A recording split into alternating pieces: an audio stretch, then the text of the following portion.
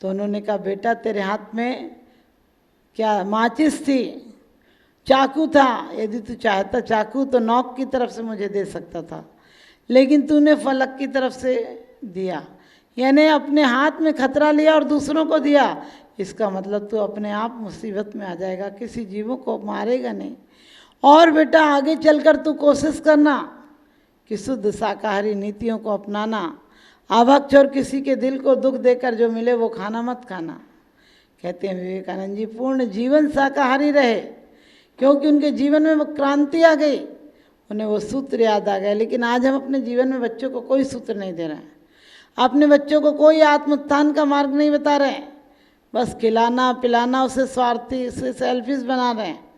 आपने सोचा जो कभी बच्चा इतना स्वार्थी हो जाएगा वो एक दिन आपको भी काम नहीं आएगा। क्योंकि यदि तुमने बुजुर्गों की सेवा की होती, यदि तुमने बुजुर्गों की सेवा की होती, अपने बच्चों से तुम्हें कोई शिकायत नहीं होती, अपने बच्चों से तुम्हें कोई शिकायत नहीं होती। आप लोग भी ध्यान रखना, अपने बच्चों को यदि विकास करना चाहते हैं, आप अपने बच्चों का विकास करना चाहते हो, उन्हें बनाना चाहते हो, तो जो हैं उनके व्यक्तित्व को पूर्ण विकसित करो। उन्हें दौड़ मत सिखाओ कि बेटा आगे निकल जाना, किससे आगे निकल जाना, इतने लोगों को हतोत्साहित करके आगे निकल जाना, इतने लोगों को दमन करके आगे निकल जाना, इतनों की खुशियों पर मसल कर आगे निकल जाना, पैर रख कर रौंद कर आगे निकल जाना, ये कोई खुशी है क्या? ध्यान रखना, पाप और पुण्य में इतना ही अंतर है कि जो किसी को दुख देकर मिले, सत्ता सत्ता कर मिले, ऐसी सत्ता तुम्हें सत्य तक नहीं पहुंचा सकते। और जो किसी के सुख देकर मिले, वो सत्ता भले जमीन में हो, एक दिन तुम्हें आसमान पर पहुंचा देगी, क्योंकि उसमें तुम्हारा परोपकार है, उसमें तुम्हारा निहित स्वार्थ नहीं है, अहंकार नहीं है, मूर्ता नहीं है। मूर्ता मात्र वो नहीं है मूर्ता जो आप सोचते, देव मूर्ता, लोक मूर्ता, गुरु मूर्ता। मूर्ता ये भी है कि आपने तन को अपना मान रखा है, ये मूर्ता ये भी है कि आपने जीवन को अपना मान रखा है। जीवन तो किराए का मकान एक दिन जाएगा, इसलिए कभी ये विचार मत करना आज 100 लोगों में तुम्हारा बच्चा फर्स्ट आ जाए तो तुम्हें और खुशी होती है, 300 में आ जाए तो और होती है, 3 लाख में आ जाए तो और होती है। क्या मतलब होता है?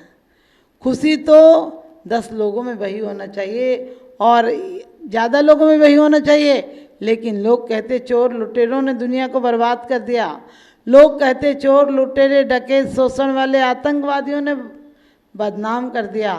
मैं कहती हूँ उनने बदनाम नहीं किया, उनने आपको शोषण नहीं दिया, उनने तो आपको उल्टे शिक्षा दी है, उन्होंने तो आपको संबल दिया है कि पैसा कम भी हो लेकिन एक दिन बड़े पदों पर पहुंच सकते हो। और मैं तो कहती हूँ यहाँ पदों की चिंता नहीं करना, वो तो परम पद हमारा निश्चित है। हम जितनी जितनी कसाई घटाएंगे, हम जितने जितने आत्मोत्थान की तरफ जाएंगे, उतना हमारा मोक्ष मार्ग प्रशस्त होगा, और जितना मोक्ष मार्ग प्रशस्त होगा उतना जीवन का विकास होगा, और जितना जीवन का विकास होगा वही हमारी उपलब्धि होगी। आज हम दूसरे जैसा होने में लगे हैं, दूसरे को नीचा दिखाने में लगे हुए हैं। अपनी बिल्डिंग अच्छी है बुरी है, किराए की है अपनी है, ये दुख का कारण नहीं है। आज के आदमी का दुख का कारण ये है कि क्या किराए की बिल्डिंग है।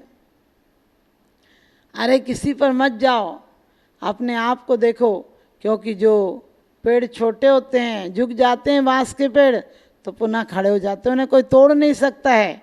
और बड़ पीपल आदि बड़े बड़े वृक्ष जिनमें 2-2, 300 आदमी बैठ जाएं, बारातों की बारातें रुक जाएं, वो धराशाही हो जाते हैं, क्योंकि उनके अंदर भय है, उन्हें दुनिया की हवा लग गई।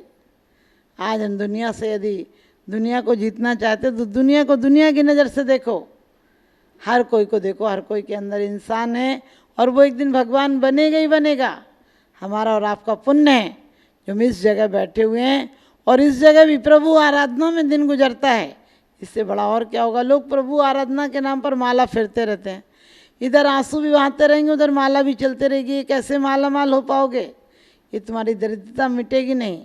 तुम अंदर से दरिद्री मत हो, ऊपर से कोई समस्याएं आती हैं तो मुस्कुरा के निकाल दो। आज आपको पता है गांव में आप बड़ा मकान क्यों बनाते हैं? लोग कहें क्या वाह क्या मकान है, वाह क्या व्यवस्था है। आपने सोचा जो लोगों के लिए तो वाह वाह कर जाते हैं, क्योंकि जो झूठी वाह वाह करने वाले तो वही असल में तबाह करने वाले नौकर होते हैं। इसलिए झूठी वाह वाह तो मिल जाएगी, जीवन का क्या करोगे? एनिसल नाम का एक राजनीतिक हुआ, एक बहुत बड़ा साइंटिस्ट भी हुआ, और कहते उसने बिजली की खोज की। लेकिन वो भी एक दिन इसको एक स्कूल में पहुंचा और बच्चों से कहा बिजली क्या होती है। बच्चों ने खिलौने दिखाए, कोई चीज़ दिखाई, बहुत सारी चीज़ें दिखाई, लेकिन बिजली क्या होती है ये नहीं दिखा पाए बच्चे। उसने कहा तुम्हें इतना भी नहीं आता। उसने कहा अंकल आप करके बताओ। और पता चला वो उसने भी किया, उससे भी सफल नहीं हुआ। इसलिए छोटे छोटे प्रयास करो। विश्वविद्यालय से भी अपनी संस्कृति लेकर लौटो। अपनी हमारी समाज की विरासत मिली है, जो इतनी बड़ी जमींदारी मिली है, जमीन मिली है, और सच पूछो जमींदार मिला है ना, परमात्मा मिला है। इसलिए अपनी शक्ति को एक क्षण भी मत खोना।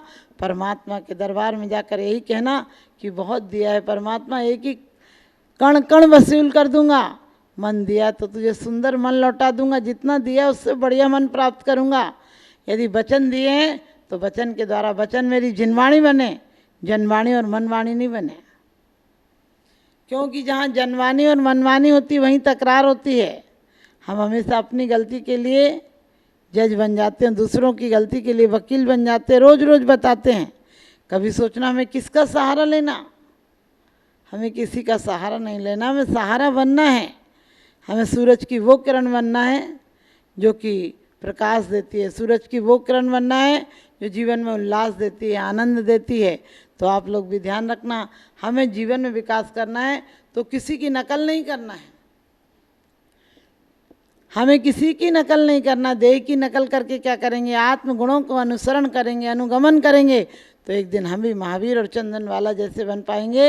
एक चंदन वाला बेड़ी में रहते हुए अपनी श्रद्धा नहीं खोती है, महावीर आते हैं उन्हें उलाहना नहीं देती है, उन्हें झिड़कियाँ नहीं देती है, उन पर कोई ताने नहीं कसती है कि चले गए, वो आराम से काम निपटाती है। तो आप लोग भी अपने जीवन की जिम्मेदारियाँ अच्छे से निपटाओ। जीवन की जिम्मेदारियाँ निपटी होंगी तो आपको जमाई भी बेटे से बढ़कर नजर आएगा, वरना बेटा भी मार दिया जाएगा। क्योंकि एक एक बार आदमी एक ज्योतिषी से पूछता है कि मेरा बेटा कितने दिन बाद राज्य बनेगा, राजा बनेगा। ज्योतिषी ने कहा तुम्हारे बेटे की तो उम्मीद ही नहीं है। आप सोचना जलन से भर जाता है, अरे नौकर का बेटा बनेगा। आप किसी भी नौकर से कह देते तू मेरे बेटे से बढ़कर हो, लेकिन सच बताना बेटे को तकलीफ हो जाए तो माँ तुरंत ₹1,00,000 भी दे देती है, लेकिन माँ को तकलीफ हो जाए तो बेटों को 10,000 रुपया देना भी भारी लगता है। जो संवेगी भाव विस्तारे, शुरग मुकति पदिया पे निहारे। 16 कारण भावनाओं के अंतर्गत बड़ी अच्छी बात कही है कि जो संवेग भाव विस्तारे। आज तक हमने भय किया है, तन के लिए भय किया है, धन के लिए भय किया है, जीवन के लिए भय किया है, लेकिन हमें भोगों से विरक्ति होना चाहिए, संसार से भय होना चाहिए। संसार से भय कैसा होना चाहिए कि संसार में वास्तव में कोई स्थायी नहीं है। लोग कहते हैं संसार माया है। मैंने कहा संसार माया है, हमारा संसार माया होगा क्योंकि हमने धन बनाया, हमने रुपये पे आसक्ति की है, हमने परिवार बसाया है, हमने लोगों से रिश्ते बनाए, वो रिश्ते भी टूटेंगे, धन भी छूटेगा, परिवार भी छूटेगा, वो सब नाशवान हो सकता है। लेकिन परमात्मा की बनाई हुई दुनिया नाशवान नहीं हो सकती है। परमात्मा की बनाई हुई दुनिया आज भी सच है, और परमात्मा की बनाई हुई दुनिया में हर कुछ सच है, हर व्यक्ति सच है, क्योंकि परमात्मा प्रकृति से प्यार करता है, परमात्मा प्रकृति के साथ जीता है। आज भी आप देखो जो प्रकृति के साथ जीते हैं वो आज उनके जीवन में विकृति नहीं है, कोई विभाव नहीं है, कोई बीमारी नहीं है, क्योंकि प्रकृति अपने आप संतुलन बना लेती है। यदि आपने देखा तीव्र गर्मी होती तो बरसात हो जाती है, बहुत ज़्यादा 2-3 दिन कोहरा पड़ता है तो एक आध दिन धूप भी निकल आती है। यानी प्रकृति अपनी व्यवस्थाएं स्वयं बना लेती है।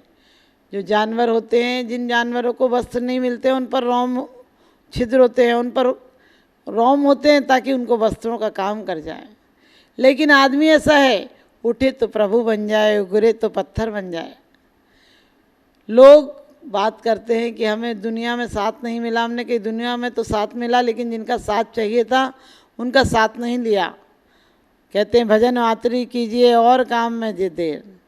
आचार्य कहते हैं, और किसी कवि ने भी कहा है कि तुलसी जग में आए के कर लीजिए 2 काम, देवे को टुकड़ा भला और लेवे को प्रभु नाम।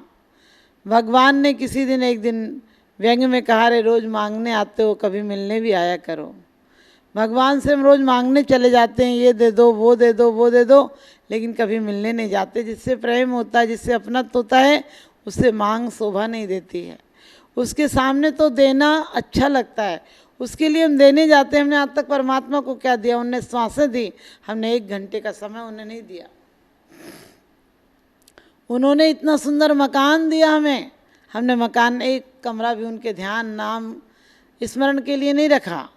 उनके लिए शुद्धि का एक कमरा नहीं बनाया कि परमात्मा इसमें सिर्फ तुम्हें मिलने आऊँगा, तुम जैसा होने आऊँगा, तुम जैसी शक्ति प्राप्त करने आऊँगा, तुम्हारी स्मृति चिन्ह इसमें सजा कर रखूँगा। आदमी के पास सारे रूम हैं, लेकिन भगवत भक्ति का एक रूम नहीं है। आदमी के लिए सब चीज़ों के लिए टाइम है, लेकिन अपने लिए टाइम नहीं है। और संवेग क्या कहते हैं? संसार से भय होना। संसार से भय होने का मतलब डरना नहीं, क्योंकि संसार में जागना, संसार से भागना, संसार में भागना और संसार की तरफ से भागना, चारों अलग प्रकार से हैं। हम संसार में भागते हैं, संसार की तरफ भागते हैं, लेकिन संसार से नहीं भागते हैं, सांसारिकता से नहीं भागते हैं।